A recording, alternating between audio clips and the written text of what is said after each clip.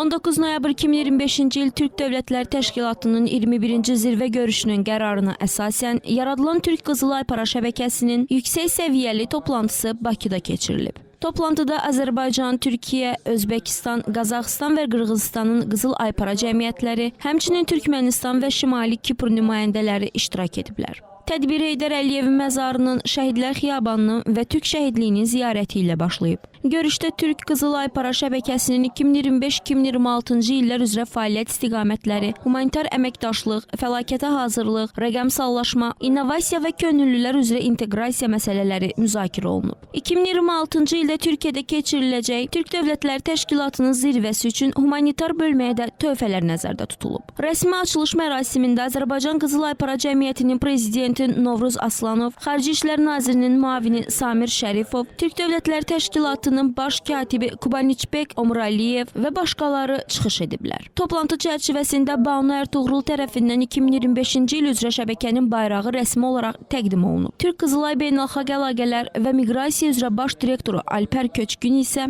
Türk Qızıl Para şəbəkəsinin gələn il üzrə fəaliyyət istiqamətləri ilə bağlı təqdimat edib. Günün sonunda milli cəmiyyətlər arasında qardaşlıq və həmrəyliyi əks etdirən Türk Qızıl Para şəbəkəsinin bəyannaməsi imzalanıb, tarixi fotosu çəkilib və rəsmi hədiyyələr təqdim olunub.